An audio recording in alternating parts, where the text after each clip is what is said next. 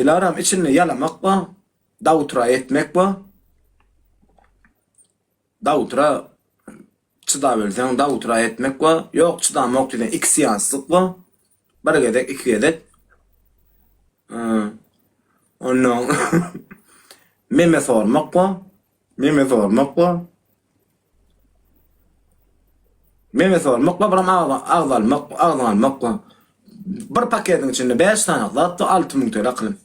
Haydi isteyen balam. Haydi paket isteyen o zaman haydi. Jim bom bom ağzına sıkayım gülme diyen karamdadı. Ben gülmek zorunda kalıyorum ya. Bir paketin içinde şunca hatta haydi isteyen haydi paket isteyen ikinci pakette davutura zorlamak mı? Zorlamak mı? Zorla yüzüne dökülmek mi? Emcenge dökülmek mi? Pattın üstüne dökmek yok yani. Baram içine dökmek mi? Emceklerini değiştirmek mi? Buram ikinci paket. İki paketten hayatını isteyen bire 3000 TL, bire 2500 TL. Uyuyor. Bire 6000 TL, bire 6500. Sen zorlan verilen zor da bileyim. İş kıyım. İş kıyım onun son. Ona 500 TL fazla.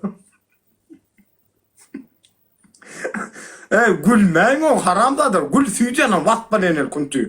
Gülme diyen sana.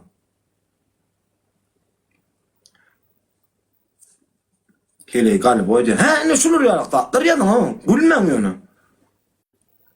Şunur yaraklatlar yasan. Anam ne oluyor ha. Muğdu pıttık diyor. Aile amın tursun süyeceğine kuntuyu. Amın turup öp bayan şunur yarak. Vaspanen elçele. Muğdu pıttık diyor anardan yani. Dilaram hayatını seçeceğim akılım. Seçeceğim hayatta balam ben ona göre hareket edeyim ha. Hayat paketi.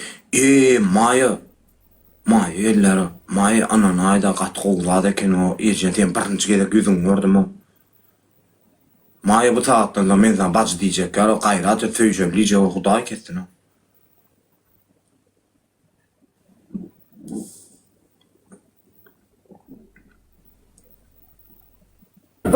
Gel ya. Повтори. Böyle. Soğuk sesini yaptım. Zaş kalkanı lay çekmedi. Ol küçük çekmedi yüzüyor yanına. Знаешь его? Salam aleyküm. Знаешь его? Я его люблю. Я к нему ухожу. На твоя сумка. Давай. Все. Я с ним буду. Это Георг, бля. Все, давай, полка.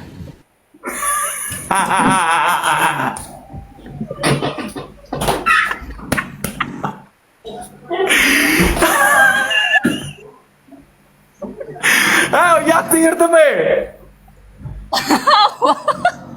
Huyyedir. Düşünmedi et ya.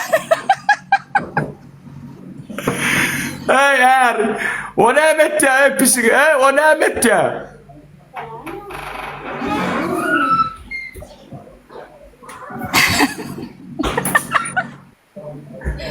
Hayır gittim ben.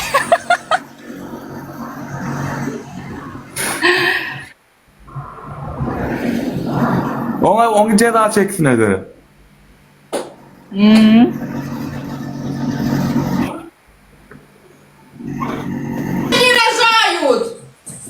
Нормально давай, кукураку.